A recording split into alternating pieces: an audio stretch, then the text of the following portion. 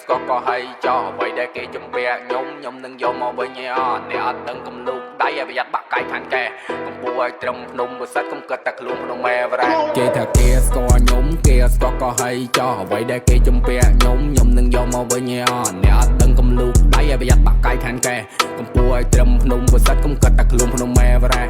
ក្មេងធ្លាប់ដើរទៅធ្លាប់យល់ក្មេងធ្លាប់ពលនឹងមកជាឋានខ្ញុំធ្លាប់ដើរទៅធ្លាប់ដួលស្លាប់ស៊ីជាមួយគេលៀងចានចូលពលលោក industry តែគេមើលខ្ញុំឃើញពីសន្តានក្មេងចេញពី adult skill ដើររាវពីក្នុងសត្រឹមតែស្នាម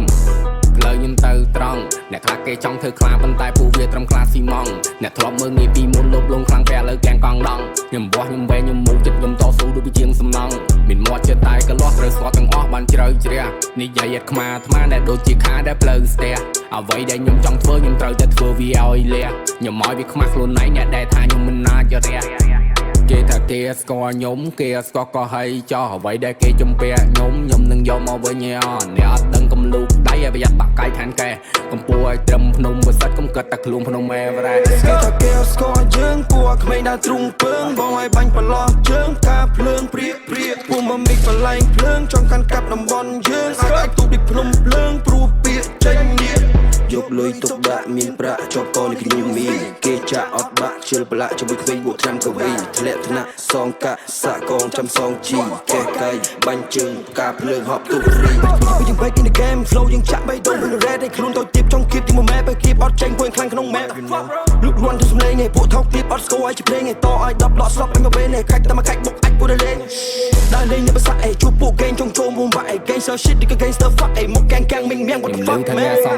តែអ្វីនេះឯងនៅ talk about me អ្នកខ្លះគេស្ដាប់មិនយល់ដោយសារតែខ្ញុំក្មេងលេងធីជីវិតខ្ញុំវាស់ខ្ញុំវែងឲ្យត្រង់ដូចជាចាប់ជ្រី sorry my boy I don't care free time I'm smoke THC បងនៅ6កោះពេកចូល rock fly ទៅដល់ long beach ខ្សែកនេះលកាដាំពេកសូម្បីមិនតោះឲ្យលួចចាយលុយខ្ទេចរៀបរាប់ពីជីវិតដើរលេងគ្មានសល់អីក្រៅពីផ្សែងហើយនេះគឺជីវិតកូនប្រុសបើពួកឯងខុសអញបាញ់ទាំងអស់ខ្ញុំសោកចិត្តរបួសកាយតែមិនរបួសចិត្តបន្លំជាពួរនៅក្បែរខ្ញុំអ្នកត្រឹមជាពួរប្រឡែទទួលអាសន្នឲ្យយើងជួយមកបន្លំធ្វើជាមិត្តដើម្បីប្រយោជន៍ឈ្មោះអាសោតើអ្នកយកអីមកកាត់